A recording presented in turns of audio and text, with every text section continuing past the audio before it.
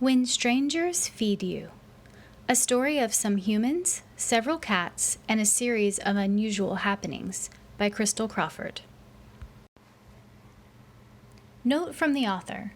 The following is a narrative based on a true story that happened a vague amount of time ago. The events in the story are mostly accurate, but as you will soon notice, the narrator is a bit unusual. I have allowed my story to be told not by myself, but by a participant in it, whose voice I have attempted to capture as authentically as possible. Though the events are real, the details and interpretation thereof may be slightly skewed, given that the narrator is a cat. Necessary disclaimer. Though inspired by true events, this story is a work of fiction. Details have been altered to fit the purposes of the story. Any resemblance to actual persons, living or dead, or actual events should be considered coincidental because, as I mentioned, the story is told by a cat. Part 1. The story you are about to read is not for the faint of heart. It is a story of pursuits down dark alleys, abductions, imprisonment, and the witnessing of things so terrible you will scarcely believe them even once I've told you. It is a story of narrow escapes, rescues gone wrong, and strange beings who must not be trusted. It is a story of horror, of panic, and of, in the end, survival for some, but perhaps not for others. It is a true story. It is my story. Read on if you must, but remember, you were warned. I do not have a name. You may think that's strange, but that is because you are a human.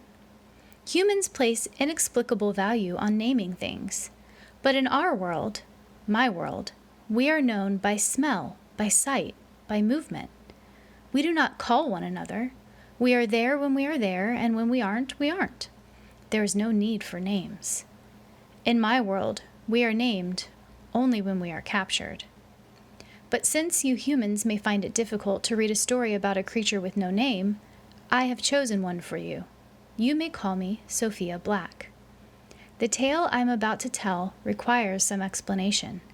I must step back in time more than a full cycle ago, 2 days after the night eye had shone its brightest. Humans say strange things happen when the night eye is completely round, and perhaps you are right. After all, it was the day of the round night eye that the humans arrived with her. But it was not until 2 days later that our story really begins. Both my story and her story, for the two are irrevocably connected.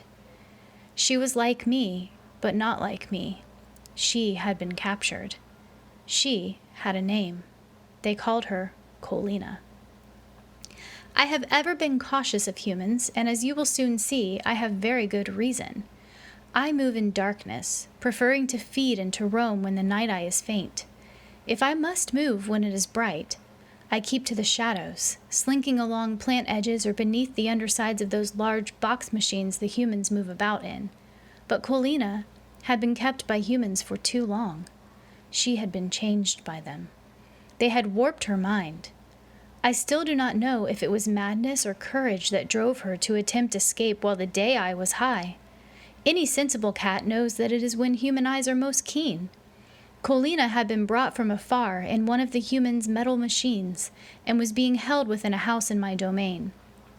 Perhaps I should have tried to help her sooner. But there are many cats who live within my realm, and most of them are so mad they have lost the will to escape at all. They say they enjoy living among the humans, that the humans are kind and good to them, that they even love them.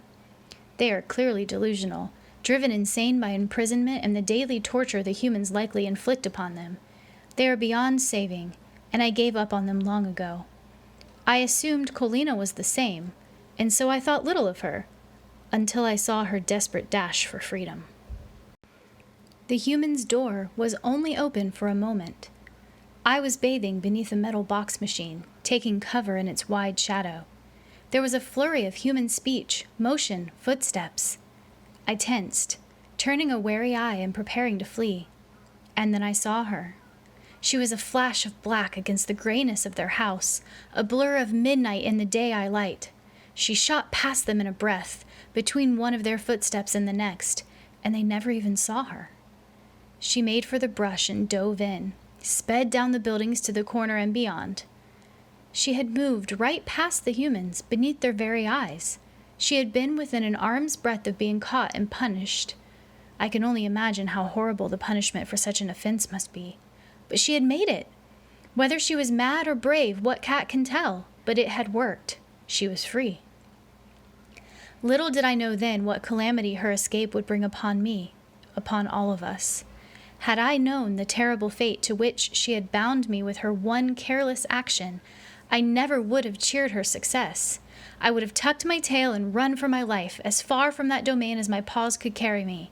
I would have forsaken the easy food dropped carelessly by those humans, the safe harbor of their shadowy hedges and box machines, and put them behind me forever. I do not blame Colina. She was a prisoner, a victim, and likely half crazed from the humans' heartless torture. What cat wouldn't go mad under such circumstances? And as you will see, her part in this story is far from over. Hers is a tragic tale, and one I can hardly bear to tell. No cat, however careless or mad, deserves the fate that will soon befall her. But this is a story about me. Now that you have your bearings, my part in this tale will begin. Thanks for listening to When Strangers Feed You Part 1.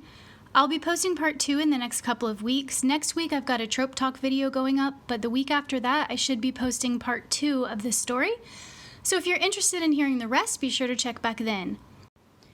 You can also read this story and over a dozen other stories in my subscriber freebie collection, available to those who sign up for my newsletter. Just go to ccrawfordwriting.com/subscribe. You can also get exclusive stories, early access chapters to my books in progress, sneak peeks, and more on my Patreon, patreon.com/ccrawfordwriting. Thank you for joining me, and I'll see you in a future video.